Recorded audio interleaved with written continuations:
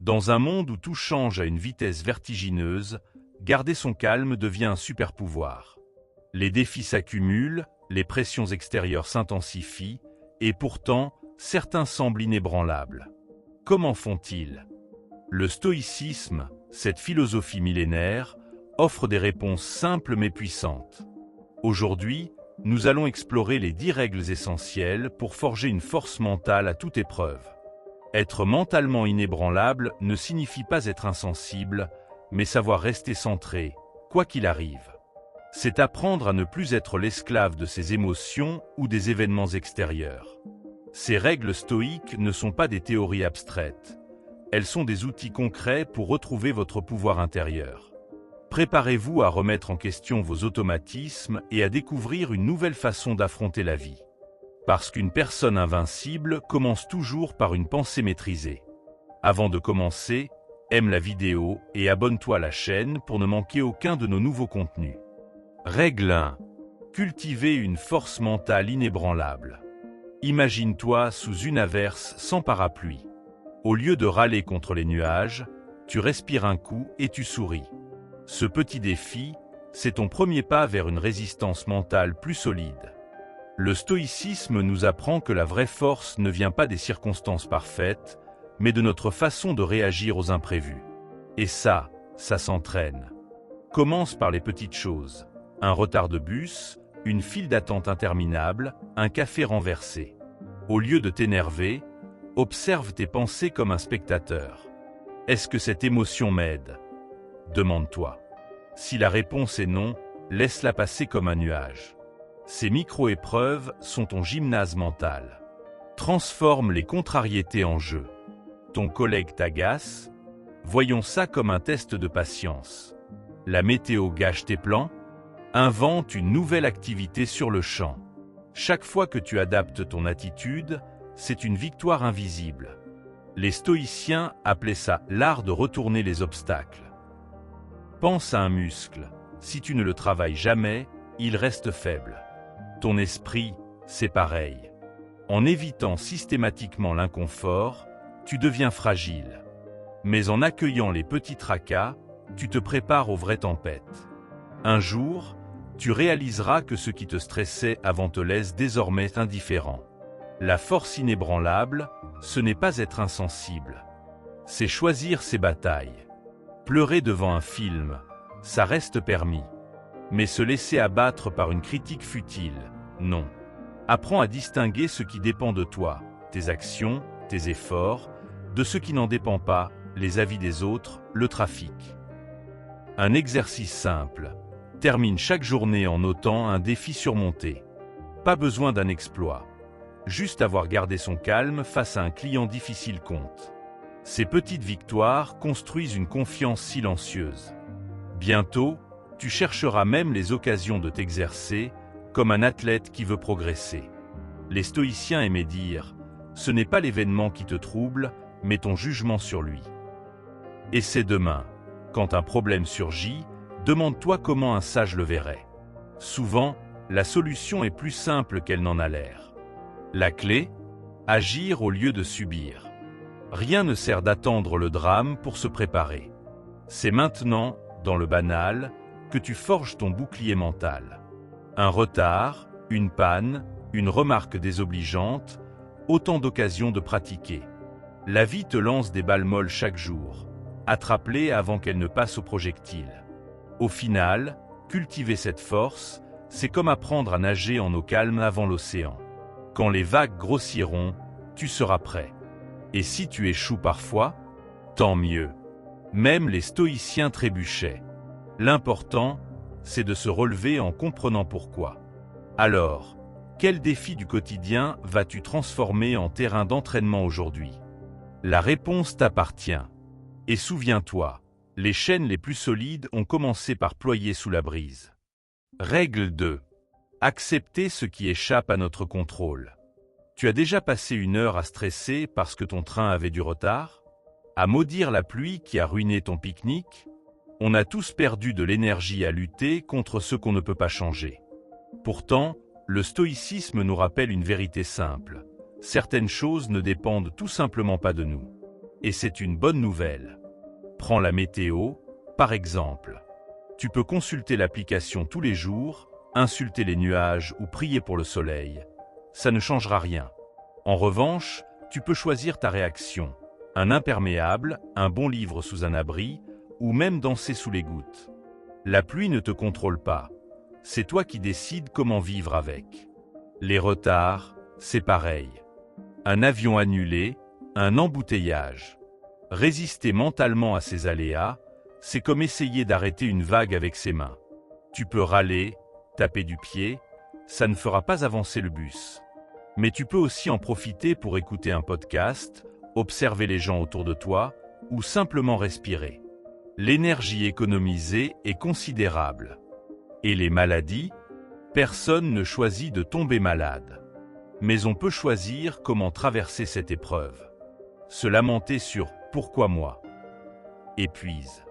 Accepter, se soigner et profiter du repos forcé pour lire ou réfléchir, c'est bien plus intelligent. Les stoïciens disaient « La souffrance vient moins de la chose elle-même que de notre résistance à la chose ». Imagine un voilier en pleine tempête. Le marin ne peut pas contrôler le vent, mais il ajuste ses voiles. Dans la vie, tu es ce marin. Les événements sont le vent, parfois favorable, parfois violent. Ton pouvoir? Orienter ton esprit pour ne pas chavirer.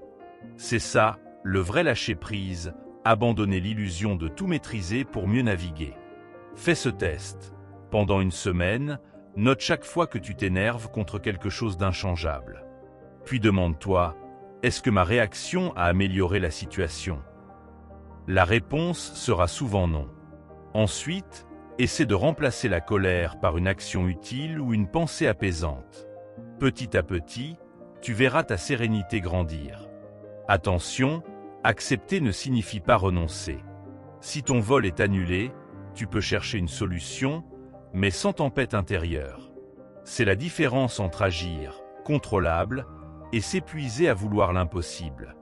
Les stoïciens appelaient ça la dichotomie du contrôle, un outil puissant pour économiser ton énergie mentale. Pense à un feu rouge. Tu peux klaxonner, t'énerver, ou profiter de cette pause forcée.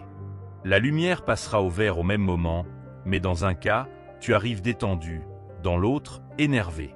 La vie est faite de feux rouges, apprends à les traverser sans gaspillage émotionnel. Au final, accepter l'incontrôlable, c'est comme faire ses bagages pour un voyage. Tu prépares l'essentiel, tes valeurs, tes principes, et tu laisses le reste au destin.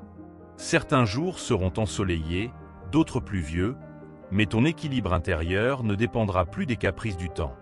Alors, la prochaine fois que la vie te présentera un imprévu, essaie ce mantra stoïcien. Est-ce que je peux y changer quelque chose? Si oui, agis. Sinon, souris et avance. Ton esprit te remerciera. Règle 3. Pratique de la préméditation des mots. Imagine que tu dois prononcer un discours important. Au lieu de redouter le trac, tu visualises tout ce qui pourrait mal se passer. Un trou de mémoire, un rire moqueur dans le public, même une panne de micro. Bizarrement, en anticipant ces scénarios, ta peur diminue. C'est ça, la préméditation des mots, un outil stoïcien pour désamorcer l'anxiété. Les Romains appelaient ça premeditatio malorum. Pas pour être pessimiste, mais pour être préparé. Comme un pompier qui s'entraîne à éteindre des incendies fictifs. Quand le vrai feu se déclare, il agit sans paniquer. En envisageant mentalement les difficultés, tu renforces ta capacité à y faire face. Le but? Transformer la peur de l'inconnu en plan d'action. Prenons un exemple concret. Tu crains de perdre ton travail. Au lieu de ruminer dans l'angoisse, pose-toi des questions stoïciennes. Qu'est-ce que je ferais vraiment si ça arrivait? Peut-être mettre de l'argent de côté dès maintenant, élargir ton réseau ou apprendre de nouvelles compétences. Soudain, la menace devient un motivateur et tu reprends le contrôle sur ce qui dépend de toi. Cette pratique révèle aussi une vérité libératrice. La plupart de nos catastrophes imaginaires sont supportables. Tu redoutes une rupture? Tu survivras. Un échec professionnel? Tu rebondiras. En testant mentalement ces scénarios, tu découvres ta propre résilience. Comme disait Sénèque, nous souffrons plus souvent dans l'imagination que dans la réalité. Attention, il ne s'agit pas de sombrer dans des fantasmes angoissants. La bonne méthode, identifier clairement le pire scénario réaliste. Évaluer sa probabilité réelle. Préparer une réponse concrète.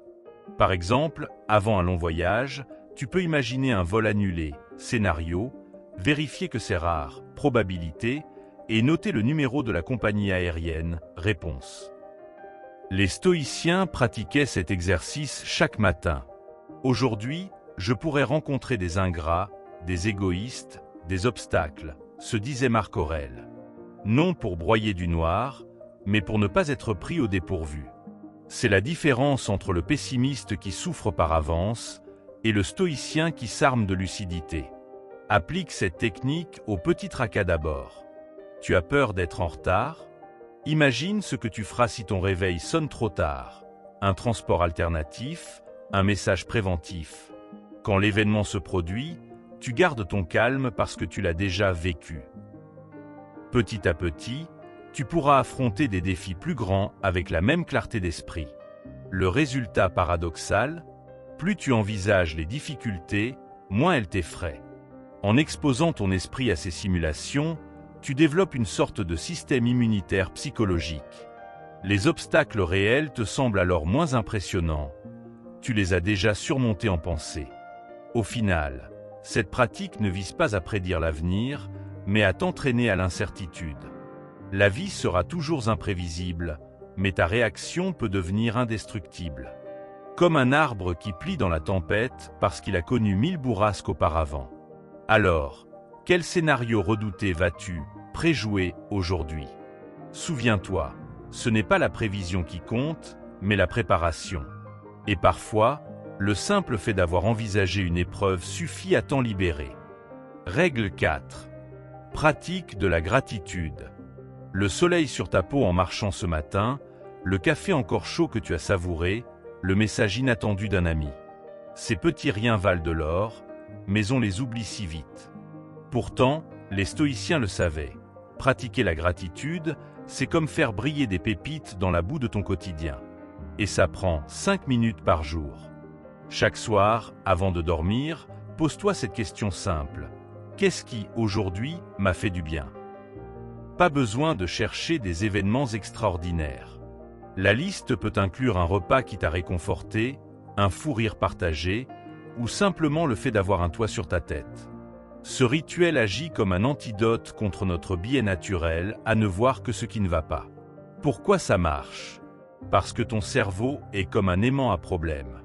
Il remarque instinctivement les embouteillages, les critiques et les soucis, mais laisse filer les bonheurs discrets. La gratitude rééquilibre la balance. En t'entraînant à repérer ces moments positifs, tu reprogrammes lentement ton regard sur ta propre vie. Sénèque le disait, « Ce n'est pas parce que les choses sont difficiles que nous n'osons pas, c'est parce que nous n'osons pas qu'elles sont difficiles. » Un truc efficace. Tiens un carnet de gratitude minuscule.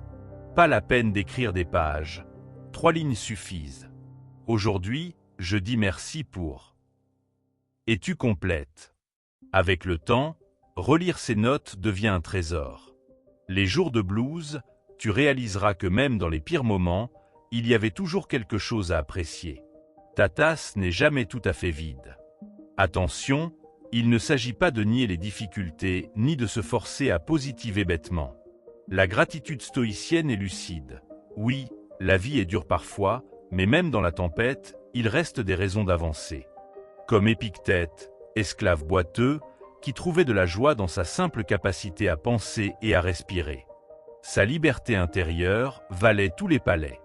Pense à un muscle qu'on néglige, il s'atrophie.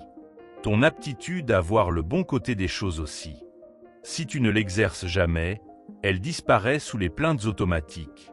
Mais chaque merci mental est une répétition qui renforce ta résilience.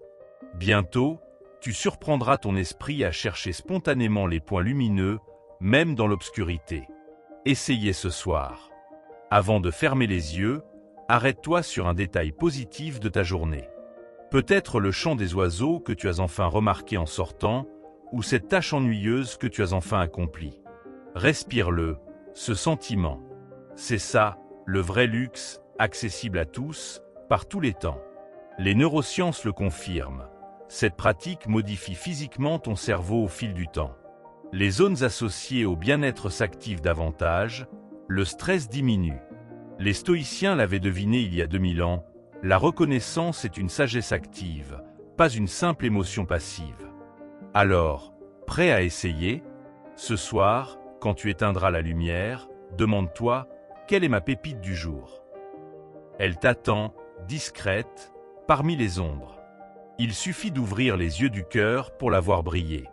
Et demain, il y en aura une autre. Toujours. Règle 5. Transformer la souffrance en moteur. Un licenciement, une rupture, un échec. Ces moments qui t'ont fait mal peuvent devenir tes meilleurs professeurs. Les stoïciens ne fuyaient pas la souffrance. Ils l'utilisaient comme une meule pour aiguiser leur esprit. Et toi, comment pourrais-tu transformer tes épreuves en tremplin? Prends une situation qui t'angoisse aujourd'hui. Maintenant, imagine 3 scénarios possibles. Le pire, catastrophique, le meilleur, idéal, et le plus réaliste. Écris-les noirs sur blanc. Ce simple exercice fait un miracle. Il sort l'anxiété de ta tête pour la mettre sur papier, où elle paraît déjà moins effrayante. Tu reprends le contrôle en matérialisant tes peurs. Prenons un exemple, tu crains un conflit au travail. Scénario catastrophe, ton collègue te crie dessus devant toute l'équipe. Scénario idéal, il s'excuse spontanément. Scénario réaliste, une discussion tendue, mais constructive. Maintenant, pour chaque cas, écris ta réponse stoïcienne. Rester calme, proposer une pause ou simplement écouter. Tu n'es plus spectateur. Tu deviens scénariste de ta propre réaction. Cette méthode révèle une vérité puissante. Entre l'événement et ta souffrance, il y a toujours un espace de liberté. C'est dans cet espace que se niche ton pouvoir. Comme le disait Épictète, ancien esclave, ce qui trouble les hommes, ce ne sont pas les choses, mais les jugements qu'ils portent sur elles. En préparant tes réponses à l'avance, tu élargis cet espace décisif. Attention, il ne s'agit pas de tout rationaliser froidement. La douleur est humaine, et la nier serait absurde. Mais après avoir accueilli l'émotion, pose-toi cette question stoïcienne. Comment puis-je utiliser cette épreuve pour grandir? Une maladie peut enseigner la patience, un échec professionnel révèle de nouvelles directions, une trahison affine ton discernement. Pratique cet exercice avec les petits stress d'abord. Un retard, une critique, une tâche rebutante. Entraîne-toi à voir chaque gêne comme une opportunité déguisée. Petit à petit, ton esprit adoptera ce réflexe salvateur. Au lieu de « pourquoi moi ?», tu te demanderas « qu'est-ce que ça m'apprend ?» Ce léger décalage change tout. Les obstacles deviennent alors des pierres sur ton chemin, que tu peux utiliser pour construire une marche. Marc Aurèle, empereur aux responsabilités écrasantes, écrivait « L'obstacle agit comme un combustible. Ce qui barre la route devient la route. » Ton défi actuel, si pénible soit-il, contient peut-être précisément la leçon dont tu as besoin pour avancer. Alors, prends une feuille ce soir. Choisis une situation qui te pèse, imagine ces 3 versions et écris comment tu choisiras d'y répondre. Tu verras, le simple fait de préparer tes réactions diminuera ton angoisse. La souffrance ne disparaîtra pas, mais elle perdra son pouvoir paralysant. Au final, personne n'échappe aux tempêtes. Mais tu peux apprendre à naviguer dans les vagues au lieu de les maudire. Comme le dit un proverbe stoïcien, le bois le plus solide pousse dans les vents les plus forts. Tes épreuves ne te définissent pas. C'est ta façon de les traverser qui t'invente. Alors, quelle tempête vas-tu transformer en vent porteur aujourd'hui? La réponse t'appartient. Et souviens-toi, les plus belles forêts naissent des sols qui ont brûlé. Règle 6. Affirmer son propre jugement plutôt que de rechercher l'approbation sociale. Combien de fois as-tu modifié ton comportement par peur du jugement? Choix vestimentaire, opinion tue, sourire forcé. Nous portons souvent des masques sans même nous en rendre compte. Pourtant, les stoïciens le savaient. Chercher l'approbation constante, c'est comme construire sa maison sur du sable. Ton vrai pouvoir commence quand tu t'autorises à être toi-même. Prends un exemple simple, s'habiller. Ce matin, as-tu choisi cette chemise parce qu'elle te plaît vraiment ou parce qu'elle correspond aux attentes de ton entourage? Le stoïcisme ne te dit pas de négliger ton apparence, mais de faire des choix conscients. Porteur ce qui te ressemble, même si c'est différent, c'est un premier pas vers la liberté intérieure. Les opinions sont encore plus révélatrices. Lors d'un dîner, tu entends une remarque injuste. Tu la contestes intérieurement, mais garde le silence par politesse. Pourtant, exprimer ton désaccord avec calme serait bien plus respectueux envers toi-même et les autres. Comme le disait Épictète, si quelqu'un te dit que tu as parlé de lui en mal, ne te défends pas, mais réponds, il ignorait sans doute mes autres défauts, sinon il n'aurait pas mentionné que cela. Pourquoi est-ce si difficile? Parce que notre cerveau est câblé pour chercher l'appartenance au groupe. Mais voici le paradoxe. Ceux qui osent être authentiques finissent par attirer les bonnes personnes. Tu perds peut-être quelques relations superficielles, mais tu gagnes des connexions vraies. Et surtout, tu gagnes le respect de la personne la plus importante, toi-même. Commence petit. Demain, exprime une préférence mineure sans t'excuser. Non merci, je n'aime pas le café, ou je préfère ne pas regarder cette série. Puis observe. Le monde continue de tourner. Progressivement, tu pourras affirmer des positions plus importantes. Chaque fois que tu résistes à la pression sociale, tu muscles ton jugement intérieur, cette boussole personnelle que les stoïciens considéraient comme sacrée. Attention, il ne s'agit pas de devenir provocateur ou de rejeter toute critique.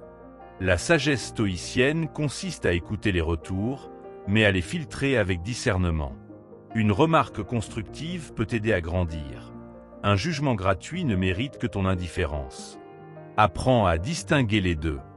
Imagine un arbre en forêt. Il ne se demande pas s'il plaît aux promeneurs, il pousse simplement selon sa nature. Certains l'admireront, d'autres passeront sans le voir. L'arbre, lui, reste fidèle à son essence. Nous pourrions en tirer une leçon. Ta valeur ne dépend pas du nombre de personnes qui t'approuvent, mais de ta cohérence avec tes principes. Pratique cet exercice. Pendant une semaine, note chaque fois que tu agis contre ton jugement par peur du regard d'autrui. Puis, petit à petit, remplace ces comportements par des choix plus authentiques. Tu découvriras une sensation étrange et merveilleuse, le soulagement d'être enfin toi-même. Au final, rechercher l'approbation, c'est comme courir après un mirage. Plus tu poursuis, plus il s'éloigne. Alors que lorsque tu t'ancres dans tes propres valeurs, quelque chose de magique se produit. Tu deviens un aimant pour ceux qui partagent ta vérité. Les autres, ils n'ont plus d'emprise sur toi. Alors, quelle petite liberté vas-tu t'accorder aujourd'hui? Un vêtement que tu aimes vraiment? Une opinion que tu as trop longtemps tue? Souviens-toi, chaque fois que tu choisis ton jugement plutôt que celui des autres, tu construis une forteresse intérieure que rien ne pourra ébranler. Pense à toutes ces fois où tu as retenu une idée par peur de déplaire. Maintenant, imagine l'énergie libérée si tu osais enfin la partager. Le stoïcisme ne te demande pas d'être brutal, mais d'apprendre à formuler tes pensées avec calme et conviction. Chaque fois que tu t'exprimes authentiquement, tu envoies un signal puissant à ton cerveau. Ma voix compte. Et paradoxalement, plus tu t'affirmes sans agressivité, plus les autres te respectent. La clé? Commencer par des sujets légers pour bâtir ta confiance, comme défendre ton film préféré même si tout le monde le critique. Observe les personnes qui rayonnent d'une assurance tranquille. Ce ne sont pas celles qui crient le plus fort, mais celles qui semblent en paix avec leur choix. Elles ont compris un secret. L'approbation qu'on cherche chez les autres, c'est d'abord la leur qu'on refuse de s'accorder. Les stoïciens pratiquaient l'auto-examen quotidien, non pour se juger, mais pour aligner leurs actes avec leurs principes. Essaie, le soir, note un moment où tu as été fidèle à toi-même. Peu importe l'ampleur de l'acte, c'est une victoire à célébrer. Le regard d'autrui fonctionne comme un miroir déformant. Plus tu t'y obsèdes, plus tu perds contact avec ta propre image. Un exercice radical, passe une journée entière à prendre des micro-décisions uniquement pour toi. Le chemin de ta promenade, le menu de ton déjeuner, la musique dans tes écouteurs. Sans en parler, sans chercher de validation. Juste pour le plaisir de te redécouvrir. Tu réaliseras vite combien nos préférences sont souvent des habitudes empruntées. Quand tu te surprends à modifier ton attitude pour plaire, pose-toi cette question stoïcienne. Est-ce que j'admirerais quelqu'un qui agit ainsi? La réponse est souvent éclairante. Nous méprisons instinctivement la flagornerie chez les autres, mais la pratiquons parfois sans même nous en rendre compte. Rappelle-toi cette vérité implacable. Tu ne peux pas contrôler ce que les autres pensent, mais tu peux choisir la fierté de rester intègre. Comme l'écrivait Marc Aurèle, il est ridicule de ne pas fuir sa propre méchanceté, ce qui est possible, mais de fuir celle des autres, ce qui ne l'est pas. Imagine un monde où tout le monde suivrait aveuglément les tendances. Aucune innovation, aucun art révolutionnaire, aucune pensée originale n'émergerait.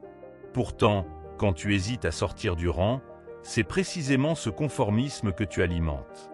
Les stoïciens vénéraient Diogène, ce philosophe qui vivait dans un tonneau pour prouver sa liberté. Tu n'as pas besoin d'un geste aussi radical, mais chaque petit choix authentique participe à cette même rébellion silencieuse contre la tyrannie des apparences. Tes vêtements, tes loisirs, tes silences, tout cela raconte une histoire. Est-ce vraiment la tienne? Fais ce test. Regarde tes réseaux sociaux comme si c'était ceux d'un étranger. Quelle personne se dégage? Une version édulcorée de toi-même? Le stoïcisme ne rejette pas les conventions sociales, mais invite à les adopter par choix, non par peur. La prochaine fois que tu publieras quelque chose, demande-toi, est-ce pour partager ou pour impressionner? La nuance fait toute la différence. Certains jours, affirmer ton jugement te demandera du courage. D'autres, ce sera une seconde nature. C'est normal. La liberté intérieure est comme un muscle. Elle se fatigue parfois, mais se renforce avec l'entraînement. Les stoïciens parlaient de progrès plutôt que de perfection. Un échec, juste une occasion de mieux te connaître. Une victoire, la preuve que tu avances. L'important est de continuer à choisir, encore et encore, la voie qui te ressemble plutôt que l'écho des autres. Observe les enfants avant qu'ils n'apprennent à se censurer. Ils portent des déguisements improbables, expriment leurs émotions sans filtre, défendent leurs jouets avec une conviction absolue. Quelque part en grandissant, nous échangeons cette authenticité contre des sourires sociaux. Et si la sagesse consistait à retrouver cette spontanéité, mais avec la maturité d'un adulte? Les stoïciens recommandaient de cultiver la simplicité volontaire. Non pas être naïf, mais refuser les complications inutiles du paraître. Quand tu commences à vivre selon tes propres standards, une chose étrange se produit. Tu deviens un miroir pour ceux qui n'osent pas encore. Tes amis remarqueront ton assurance nouvelle, tes collègues commenteront peut-être tes choix différents. Certains se moqueront, par peur, d'autres t'admireront en secret. Mais aucun ne restera indifférent. C'est là que tu comprendras vraiment la puissance de l'exemple personnel. Comme le disait Sénèque, la vie, c'est comme une pièce de théâtre. Peu importe sa durée, mais la qualité du jeu. Au crépuscule de sa vie, personne ne regrette de ne pas avoir assez suivi les modes. Les vrais regrets naissent des occasions où l'on a trahi ses convictions. Ce pull que tu n'as jamais osé porter, cette idée que tu as gardée pour toi, cette passion que tu as négligée par timidité, ce sont ces renoncements qui pèsent lourd. Alors aujourd'hui, prends une décision minuscule qui t'honore. Demain, une autre. Petit à petit, tu construiras une vie où, même seul dans ton miroir le matin, tu pourras regarder ton reflet avec un sourire franc et sans arrière-pensée. Règle 7. Résilience comme super-pouvoir. Quand Stephen King a reçu 30 refus pour son premier roman, il a cloué les lettres de rejet sur un clou dans son mur. Le clou a fini par céder sous le poids. Il a alors remplacé le clou par un crochet plus solide. Cette anecdote résume la résilience stoïcienne. Chaque échec n'est pas un mur, mais un muscle qui se forge. Ton cerveau, littéralement, se reconfigure à travers les épreuves. Les neurosciences l'ont prouvé. Face à l'adversité, notre matière grise développe de nouvelles connexions, comme des sentiers qui deviennent routes. Les stoïciens le pressentaient déjà. Ils parlaient des « obstacles transformés en chemin ». Oprah, renvoyée de son premier emploi à la télévision, aurait pu abandonner. Au lieu de cela, son cerveau a activé des réseaux neuronaux qui ont fait d'elle la reine des médias. Ta plus grande douleur contient peut-être ton prochain super-pouvoir. Imagine ton esprit comme une ville.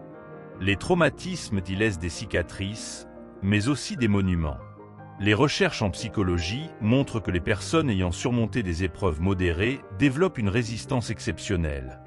On appelle ça la croissance post-traumatique. Comme un os fracturé qui repousse plus solide, ton psychisme apprend à danser sous la pluie. Les stoïciens recommandaient de voir chaque coup du sort comme un entraînement divin. Prends l'exemple des sportifs de haut niveau. Leur secret, ils programment mentalement l'échec avant même de tenter. Un skieur visualise sa chute, un gymnaste imagine sa chandelle ratée. Pourquoi? Parce que le cerveau ne distingue pas clairement l'échec imaginé du vécu. En t'exposant mentalement au revers, tu développes une armure psychologique. Marc Aurèle pratiquait cet exercice chaque matin. Aujourd'hui, je rencontrerai des ingrats, des arrogants, des trompeurs. La science a identifié le mécanisme. Face au stress modéré, ton cerveau produit du BDNF, Brain Derived Neurotrophic Factor, une sorte d'engrais neuronal. C'est pourquoi les enfants surprotégés deviennent souvent des adultes fragiles. Comme le disait Épictète, ancien esclave boiteux, les difficultés révèlent les hommes. Ton pire moment pourrait être le début de ta meilleure version, si tu acceptes d'apprendre au lieu de subir. Attention, la résilience n'est pas l'endurance aveugle.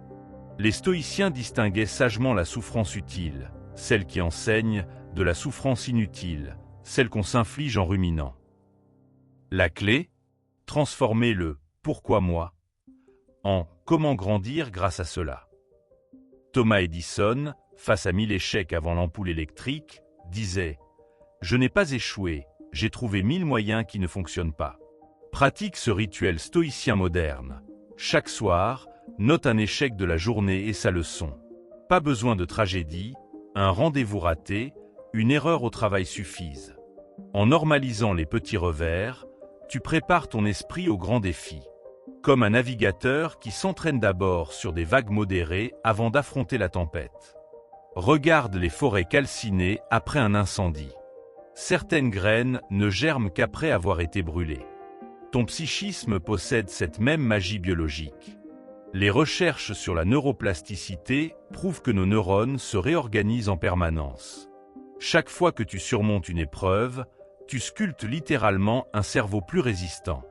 Alors, la prochaine fois que la vie te frappe, rappelle-toi, tu es en train de coder ton système immunitaire psychologique. Les stoïciens appelaient ça l'art de retourner les poignards. Ce qui semble te détruire t'arme en réalité pour des batailles futures. Comme le bambou qui plie sous l'orage mais ne rompt jamais. Ta force naît de ta flexibilité. Ton histoire n'est pas écrite par tes chutes, mais par la façon dont tu te relèves. Aujourd'hui, quelque part, un échec t'attend, non pas comme un ennemi, mais comme le meilleur professeur que tu puisses rencontrer. Es-tu prêt à lui serrer la main? Observe comment la nature réagit aux tempêtes. Les arbres développent des racines plus profondes, les animaux adaptent leur stratégie de survie, les écosystèmes entiers se réorganisent. Notre psyché fonctionne pareillement. Chaque fois que tu traverses une épreuve, ton esprit crée de nouveaux chemins neuronaux, comme des sentiers de secours dans une forêt dense. Les neuroscientifiques appellent cela la neurogenèse. Même à l'âge adulte, ton cerveau peut littéralement faire pousser de nouvelles cellules pour s'adapter. Le stoïcisme moderne dirait « Tes blessures ne sont pas des failles, mais des portes dérobées vers une version plus forte de toi-même. » Pense à un logiciel qui plante.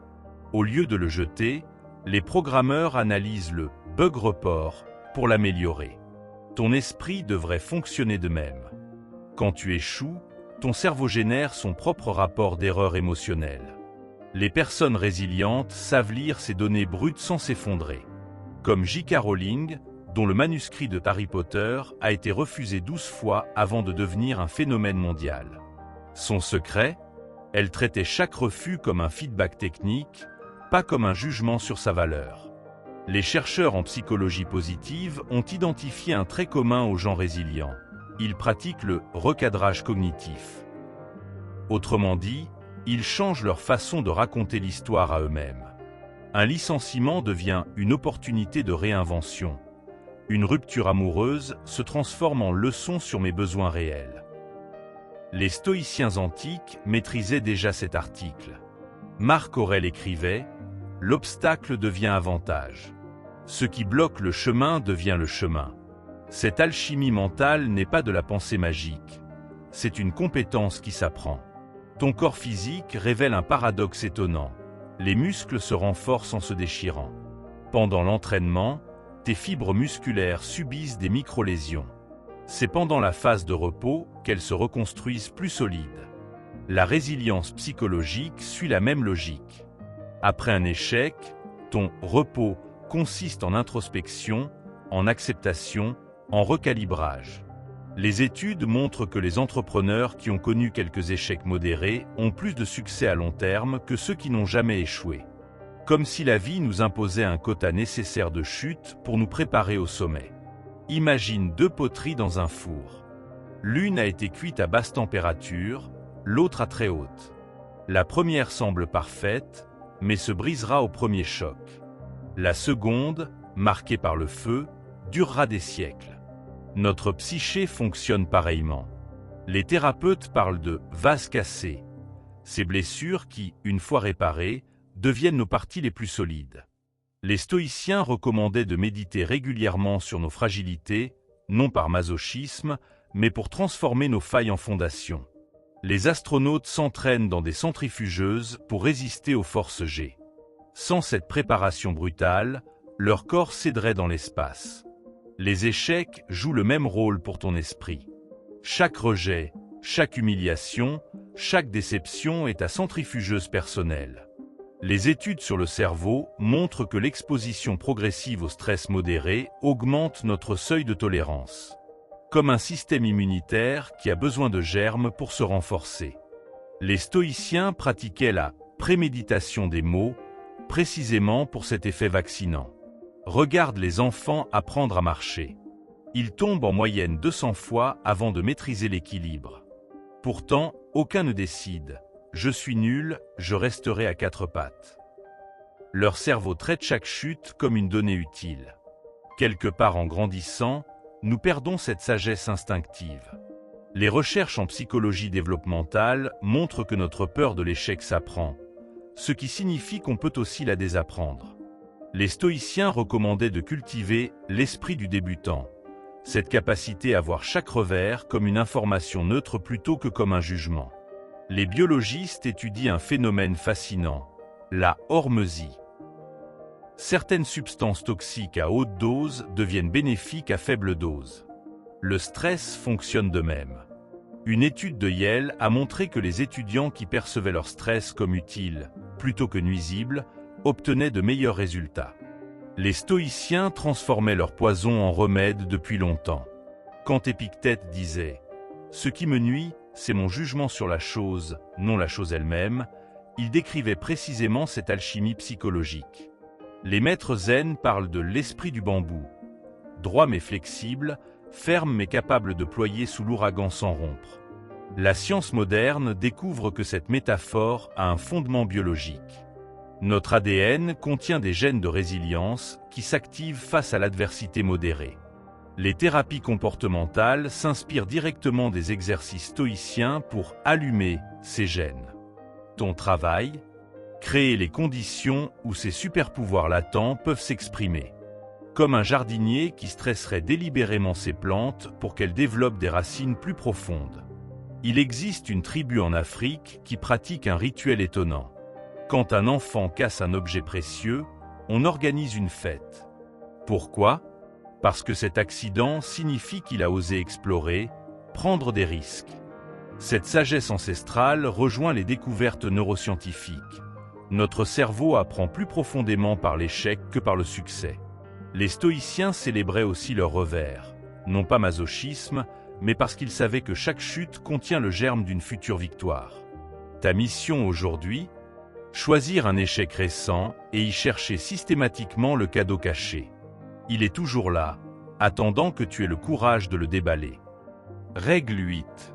Sortir de la mentalité de victime. La prochaine fois que tu te surprendras à penser « Pourquoi moi ?» Arrête-toi.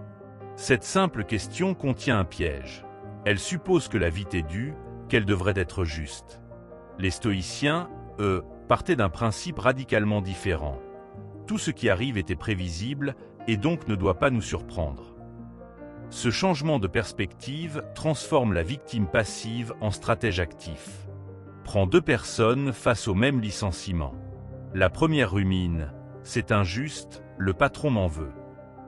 La seconde analyse « Quelles compétences dois-je développer pour ne plus dépendre d'un seul employeur ?» La différence? L'une subit, l'autre agit. Le stoïcisme ne nie pas la douleur, mais refuse qu'elle devienne une identité. Comme le disait Épictète, ancien esclave, ce ne sont pas les événements qui nous bouleversent, mais notre jugement sur eux. La mentalité de victime agit comme une drogue. Elle offre un soulagement temporaire, ce n'est pas ma faute, mais finit par nous affaiblir. Les neurosciences montrent que ce schéma mental active les zones du cerveau liées à la passivité et à la dépression. À l'inverse, se considérer comme responsable, même partiellement, de sa situation stimule les aires de la motivation et de la créativité. Pratique ce petit exercice stoïcien. Transforme chaque plainte en question constructive. Mon partenaire m'ignore devient « Comment puis-je mieux exprimer mes besoins ?» Mon travail est ingrat se mue en « Quelle première étape puis-je faire vers une reconversion ?» Ce n'est pas de l'autocritique, mais de l'autoresponsabilisation. La nuance est cruciale. Tu n'es pas coupable de tout ce qui t'arrive, mais tu es toujours responsable de la façon dont tu y réponds. Observe les enfants apprendre à marcher. Quand ils tombent, ils ne blâment pas le sol. Ils ajustent leur équilibre et réessaient. Quelque part en grandissant, nous perdons cette sagesse. Nous inventons des coupables, la société, la malchance, nos parents.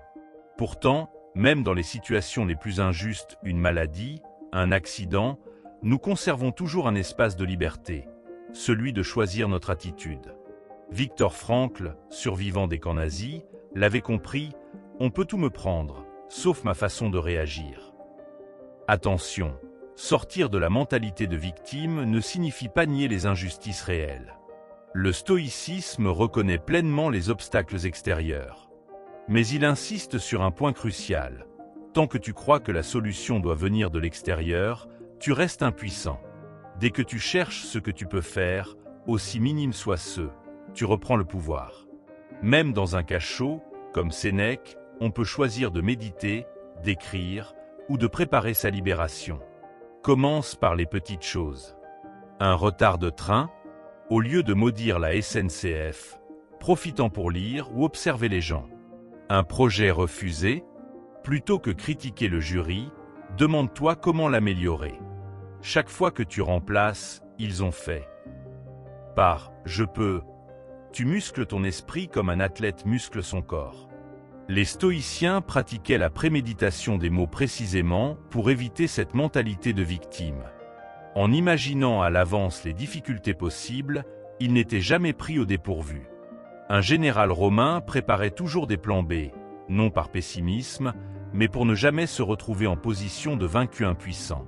Au final, la vie nous traite tous injustement à un moment ou un autre. La question n'est pas « pourquoi moi ?», mais « que faire maintenant ?» Entre ces deux questions se trouve tout l'écart entre la souffrance stérile et la croissance véritable.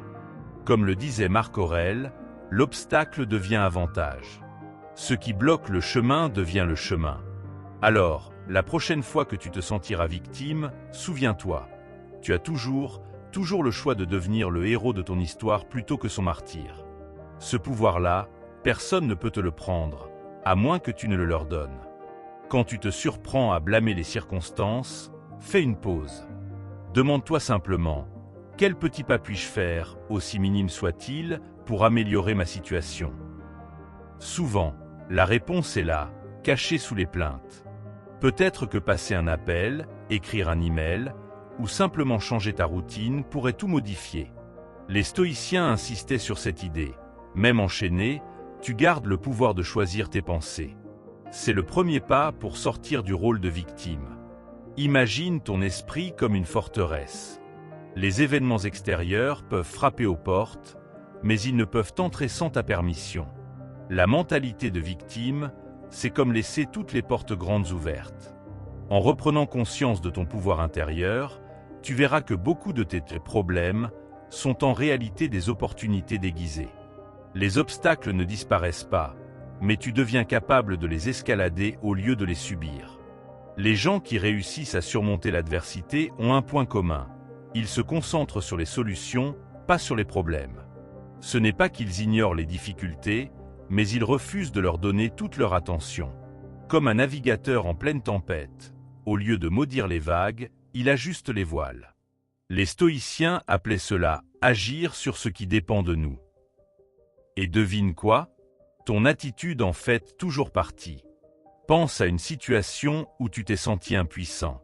Maintenant, imagine que tu rencontres une version future de toi-même, celle qui a surmonté cette épreuve. Que te dirait-elle? Probablement quelque chose comme « tu avais plus de pouvoir que tu ne le pensais ». C'est ça, le piège de la mentalité de victime. Elle nous fait oublier nos propres ressources. En anticipant cette version future de toi, tu peux commencer à agir comme elle dès maintenant. La prochaine fois que tu entendras quelqu'un se plaindre sans cesse, observe comment tu te sens en sa présence. Épuisé? C'est exactement ce que ta propre mentalité de victime provoque chez les autres. À l'inverse, quand tu prends tes responsabilités, tu inspires sans même t'en rendre compte. Les stoïciens savaient que notre manière d'être influence notre entourage. En cessant de jouer les victimes, tu deviens une source de force pour toi-même et pour les autres. Essaie cet exercice. Pendant une semaine, note chaque fois que tu utilises des phrases comme « je dois » ou « on me force à ». Remplace-les par « je choisis de ». Par exemple, « je dois aller travailler » devient « je choisis d'aller travailler parce que ».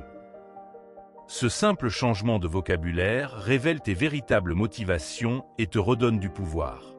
Tu verras que beaucoup de tes obligations sont en réalité des choix conscients ou inconscients. Les stoïciens distinguaient deux types de contrôle. Ce qui ne dépend absolument pas de nous, la météo, les actions des autres, et ce qui en dépend, même partiellement, nos réactions, nos efforts. La mentalité de victime brouille cette frontière. Elle nous fait croire que tout échappe à notre contrôle. En réapprenant à faire la différence, tu peux concentrer ton énergie là où elle a vraiment un impact. Quand tu es tenté de te plaindre, demande-toi, est-ce que cette plainte m'aide à avancer? Si la réponse est non, transforme-la en action. Au lieu de dire « mon travail est ingrat », demande-toi « qu'est-ce que je peux faire pour le rendre plus intéressant ?» ou « quelles compétences puis-je y développer ?» Ce n'est pas de la positivité toxique, mais du pragmatisme. Les stoïciens étaient des maîtres dans l'art de transformer les plaintes en plans d'action. Imagine que tu regardes ta vie comme un film. Le personnage principal a deux options, subir les événements ou les affronter. Lequel serait le plus intéressant à regarder? Lequel serait le plus inspirant? En adoptant cette perspective, tu peux commencer à écrire ton propre scénario au lieu d'attendre que quelqu'un d'autre le fasse pour toi. Les stoïciens croyaient que nous sommes les auteurs de notre vie, même quand nous croyons n'en être que les acteurs. Enfin, rappelle-toi que sortir de la mentalité de victime est un processus, pas une destination. Certains jours, tu y arriveras mieux que d'autres. L'important est de ne pas abandonner. Comme un muscle, cette capacité à prendre sa vie en main se renforce avec la pratique. Commence petit, célèbre tes progrès, et surtout, sois patient avec toi-même. Après tout, même les plus grands stoïciens ont dû apprendre cela un jour à la fois. Règle 9. Accepter sa vulnérabilité. Nous passons notre vie à construire des armures. Carrière impeccable, image soignée, contrôle apparent. Pourtant, les stoïciens nous rappellent une vérité paradoxale. Reconnaître sa vulnérabilité est le premier pas vers une véritable force. Comme un roseau qui plie sous le vent mais ne rompt pas, accepter nos fragilités nous rend plus résilients face aux tempêtes de l'existence. Imagine deux vases, l'un en métal rigide, l'autre en céramique souple. Le premier semble plus solide, mais au premier choc, il se déforme irrémédiablement. Le second, conscient de sa fragilité, sait absorber les chocs sans se briser. Notre psyché fonctionne de même. Les recherches en psychologie montrent que ceux qui acceptent leur vulnérabilité développent une meilleure capacité d'adaptation. La société nous enseigne à cacher nos faiblesses comme des fautes honteuses. Les stoïciens proposent une voie radicalement différente. Examiner nos limites avec bienveillance et lucidité. Marc Aurèle lui-même, empereur tout-puissant, notait dans ses pensées ses doutes et ses échecs. Cette pratique quotidienne transforme les faiblesses en levier de croissance plutôt qu'en source de honte. Prends l'exemple de la douleur physique.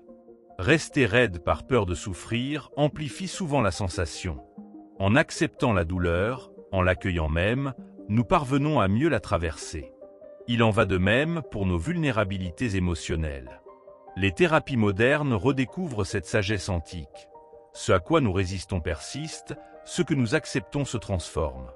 Nos échecs et nos fragilités ne sont pas des anomalies à éradiquer, mais des parties intégrantes de notre humanité. Les études sur la résilience montrent que les personnes qui intègrent leurs échecs dans leur récit de vie développent une estime de soi plus solide.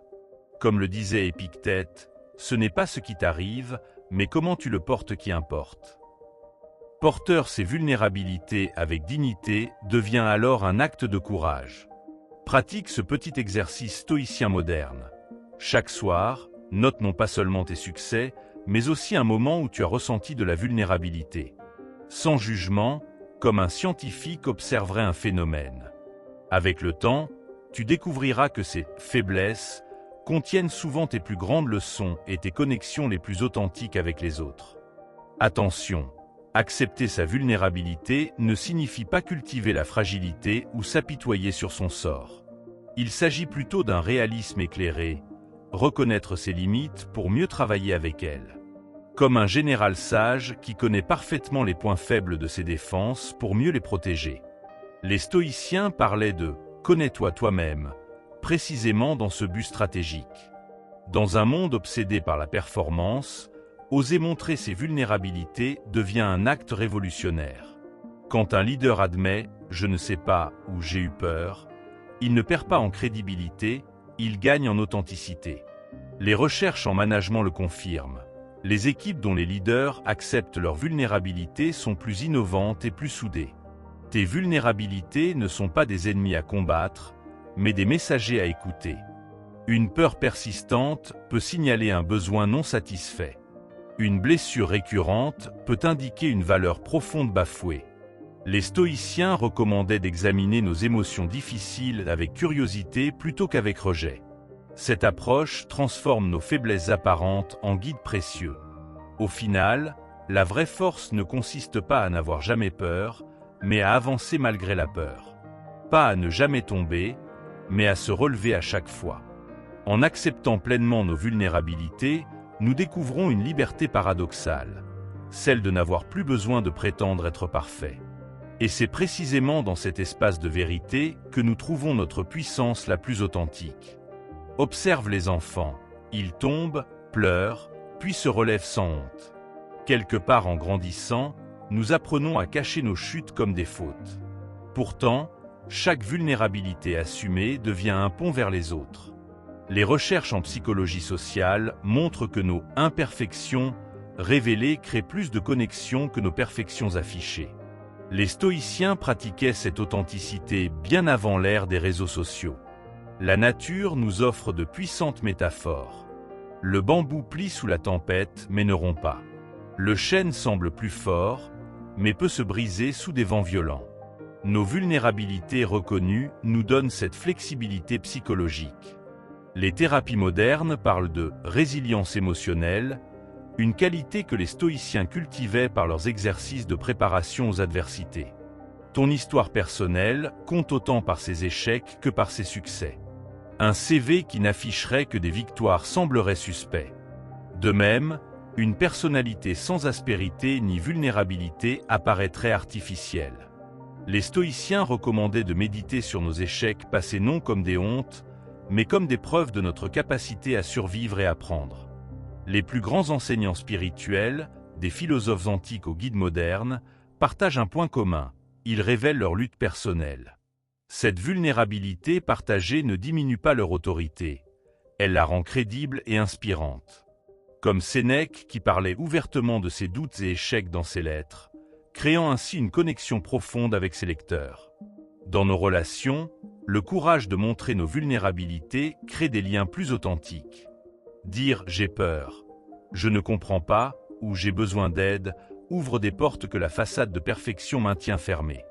Les études sur le couple montrent que les relations où les partenaires partagent leurs insécurités durent plus longtemps et sont plus satisfaisantes.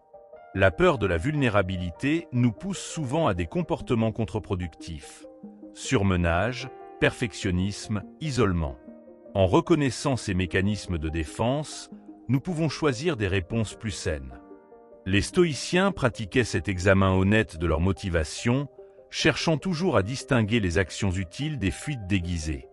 Les créatifs le savent bien. C'est en acceptant l'imperfection que naît l'innovation. Un potier doit accepter l'argile avec ses défauts pour en faire émerger la forme idéale. De même, nos vulnérabilités bien comprises deviennent les matériaux bruts de notre croissance. Les exercices stoïciens de méditation sur la mort en sont un exemple. Accepter notre finitude pour mieux savourer chaque instant. Certaines entreprises innovantes ont intégré cette sagesse en instaurant des cercles d'échecs où les employés partagent ouvertement leurs erreurs et leçons apprises. Cette pratique, directement inspirée de l'examen stoïcien, crée des environnements de travail plus authentiques et plus propices à l'innovation. La vulnérabilité assumée devient ainsi un atelier d'apprentissage collectif. Tes vulnérabilités sont comme des empreintes digitales psychologiques, uniques et révélatrices de ton parsi. En les étudiant avec bienveillance, tu découvres des schémas récurrents et des opportunités de croissance. Les stoïciens recommandaient de tenir un journal précisément pour cette raison. Transformer les expériences difficiles en matériel d'apprentissage personnel. En fin de compte, accepter sa vulnérabilité est un acte de libération. Cela nous permet de lâcher le poids épuisant de la prétention à la perfection. Comme le disait Marc Aurèle, l'obstacle devient avantage. Tes faiblesses reconnues deviennent alors non pas des tâches honteuses, mais les marques distinctives de ton humanité et les tremplins de ta croissance. Règle 10. Clarifier son dialogue intérieur. Ton esprit est comme un jardin où poussent en permanence des milliers de pensées. Certaines sont utiles, d'autres toxiques. Les stoïciens comparaient l'art du dialogue intérieur à celui d'un jardinier sage. Il ne peut empêcher les mauvaises herbes de pousser, mais il choisit lesquelles arroser et lesquelles arracher. Cette vigilance quotidienne façonne progressivement ton paysage mental. Imagine que chaque pensée négative soit une personne qui te parle. Accepterais-tu qu'un inconnu te dise « tu es nul » ou « tu vas échouer » ? Probablement pas. Pourtant, nous tolérons ces violences verbales quand elles viennent de nous-mêmes. Le premier pas vers la sérénité consiste à devenir un ami bienveillant plutôt qu'un juge sévère envers soi. Les neurosciences montrent que ce simple changement d'attitude réduit l'anxiété. Le bambou nous enseigne une précieuse leçon. Sa force vient de sa capacité à plier sans rompre. Applique cette souplesse à tes pensées. Au lieu de « je dois absolument réussir », essaie « je ferai de mon mieux ». Transforme « c'est une catastrophe » en « c'est un défi intéressant ». Ces reformulations semblent minimes, mais elles modifient profondément ta chimie cérébrale et tes émotions. Nos peurs parlent souvent très fort, mais rarement avec justesse. Quand une angoisse surgit, au lieu de la repousser violemment ou de lui obéir aveuglément, pratique l'art stoïcien du questionnement. Cette peur est-elle fondée? Quel est le pire qui puisse vraiment arriver? Ai-je surmonté des choses similaires par le passé? Ce dialogue critique désamorce les peurs irrationnelles. Les pensées automatiques sont comme des logiciels qui tournent en arrière-plan de ton esprit. Beaucoup datent de l'enfance et ne te correspondent plus. Prends l'habitude de les identifier, je pense que... Puis évalue leur validité. Les thérapies cognitives, qui s'inspirent directement des pratiques stoïciennes, ont prouvé l'efficacité de cette méthode contre la dépression et l'anxiété. Ton cerveau est câblé pour détecter les dangers, un héritage de nos ancêtres chasseurs-cueilleurs. Mais dans le monde moderne, ce système d'alarme se déclenche souvent à tort. Apprends à reconnaître ces fausses alertes en développant ce que les stoïciens appelaient la prosoché, attention vigilante. Quand une pensée anxiogène surgit, demande-toi, ce danger est-il réel ou imaginaire?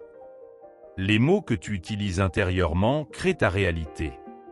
Problème implique une impasse. Situation ouvre des possibilités.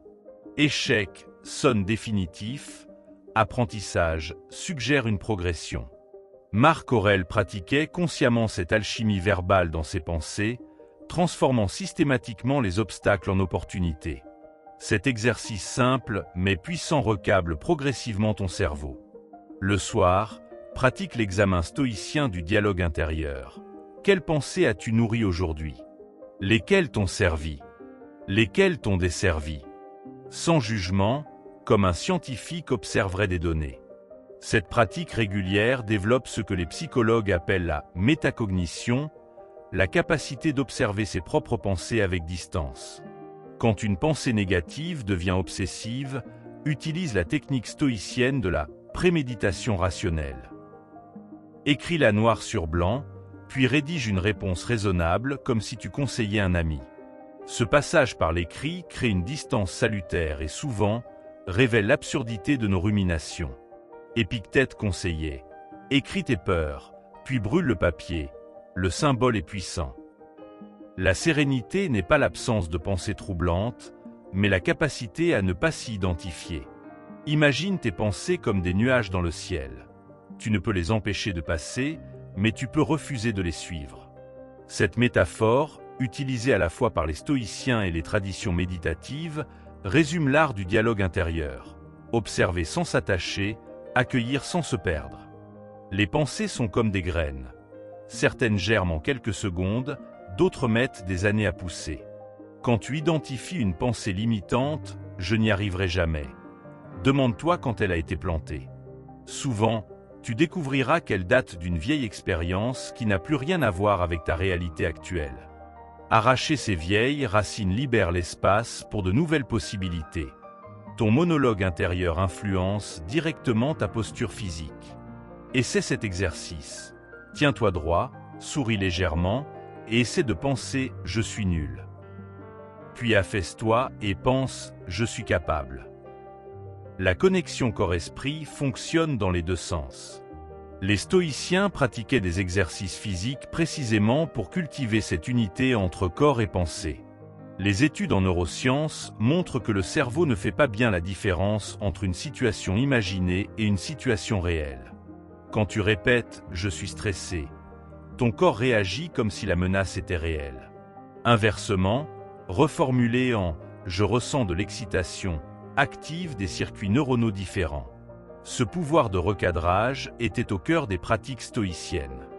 Les questions que tu te poses orientent ton dialogue intérieur. Pourquoi est-ce que ça arrive toujours à moi? Génère des réponses victimisantes. Comment puis-je grandir grâce à cette situation? Ouvre des possibilités. Les stoïciens étaient maîtres dans l'art de poser les bonnes questions à eux-mêmes et à leurs élèves. Cette discipline questionnante sculpte littéralement ton cerveau. Les pensées extrêmes, tout est toujours nul, je ne réussirai jamais rien, sont des signaux d'alarme. Le sage stoïcien cherche toujours la nuance. Transforme, c'est un désastre, en certains aspects sont difficiles, d'autres non. Ce simple ajustement ramène à la réalité et réduit l'intensité émotionnelle. La souplesse cognitive est une compétence qui s'apprend comme un art martial mental. Quand une pensée angoissante surgit, donne-lui un nom et un visage. Ah, voilà Monsieur Catastrophe qui arrive avec ses prédictions alarmistes. Cette personnification crée instantanément de la distance. Les stoïciens pratiquaient cette externalisation pour ne pas se confondre avec leurs pensées passagères. C'est une forme d'humour philosophique salutaire. Le langage corporel influence le dialogue intérieur. Essaie de penser une phrase négative en adoptant une posture de super-héros, pieds écartés, mains sur les hanches. C'est presque impossible. Les stoïciens recommandaient de travailler sur la posture comme complément indispensable à la discipline mentale. Ton corps peut devenir un allié pour calmer les tempêtes mentales. Les pensées sont comme des notifications sur ton téléphone. Tu n'es pas obligé de toutes les ouvrir. Apprends à faire le tri. Cette inquiétude mérite-t-elle ton attention? Cette autocritique est-elle utile? Les stoïciens pratiquaient l'art de la diathèse, le choix délibéré de ce à quoi accorder son énergie mentale. Un filtrage conscient économise une énergie précieuse. Quand ton mental s'emballe, utilise l'ancrage stoïcien. Concentre-toi sur tes sensations physiques immédiates, le contact des pieds avec le sol, le rythme de ta respiration. Ce retour au présent calme les ruminations. Marc Aurèle pratiquait cette attention au corps comme remède aux pensées chaotiques. La pleine conscience moderne redécouvre cette sagesse antique. Le dialogue intérieur idéal n'est ni trop dur ni trop indulgent, mais juste et encourageant. Comme un bon entraîneur sportif, il reconnaît les difficultés mais croit en la capacité de progression.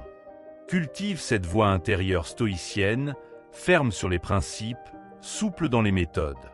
Avec le temps, elle deviendra ton guide le plus fiable vers la sérénité.